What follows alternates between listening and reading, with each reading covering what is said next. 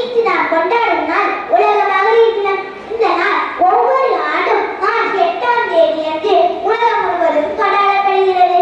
பெண்களின் சாதனைகள், தைரியம் மற்றும் தன்னம்பிக்கையை பாராட்டுவதற்கான ஒரு சிறப்பு நாள் இது.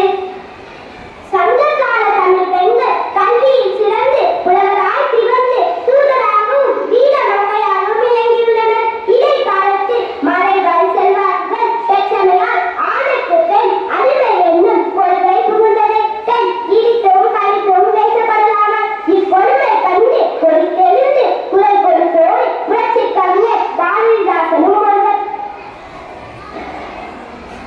மாதத்த உரிமை மறுப்பது மண்பா, மாதத்த முன்னேற்றத்தில் மகிழ்வது மண்பா என்று வினவி பெண்ணின் பெருமையை எடுத்துரைத்து பெண்ணுரிமையை வலியுறுத்தியவர் பாரதிதாசன்.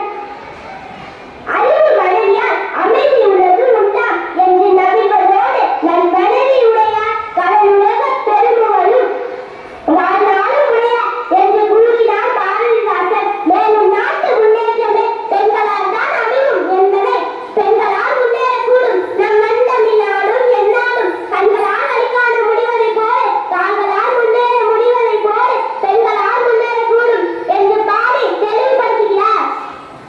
கல்வி இல்லை, உரிமை இல்லை, பெண்களுக்கு கடைத்தேரே வழியின்றி இருக்கின்றார்கள் என்று பெண்ணின் நிலையை எடுத்துச் சொன்ன நம் புரட்சி கவிஞர் பெண்களுக்கு கல்வி வேண்டும் என்றார். கல்வியில்லாத பெண்கள் கடல் நிலம், அந்நிலத்தில் புல் விளைந்திடலாம், ஆனால் நல்ல புதல்வர்கள் விளைவதில்லை என்று பெண் கல்வியின் இன்றியமையாமையை வலியுறுத்தினார். இன்று பெண்கள் கல்வி உரிமை பெற்று எல்லா துறைகளிலும் முன்னேறி வருகிறார்கள். பெண் என்பது ஒரு வார்த்தை அல்ல, அது ஒரு உணர்வு, அது ஒரு சக்தி, அது ஒரு மாற்றத்தின் தொடக்கம். பெண் என்பது பூவல்ல, புயலையும் வெல்லும் சக்தி. பெண் என்பது நிலா அல்ல, இருளையும் ஒளிரச் செய்யும் ஓர் தீபம். பெண் என்பது மௌனம் அல்ல, நீதிக்காக எழும் குரல். பெண் என்பது ஒரு குடும்பத்தின் தூண், ஒரு நல்ல தாய், அன்பான சகோதரி, நல்ல தோழி, திறமையான தலைவர். இவெல்லா வடிவங்களிலும் பெண் திகழ்வர். நம் நாட்டில் பல பெண்கள் உலகமே பாராட்டும் உயரங்களை தொட்டுள்ளனர். இந்திரா காந்தி தன்னம்பிக்கையுடைய நாட்டை வென்ற வீராங்கனை. கல்பனா சாவ்லா விண்வெளியில் இந்தியாவின் கனவை எடுத்துச் சென்றவர். பி.வி. சிந்து உலக மேடையில் இந்தியாவை பெருமைப்படுத்தியவர்.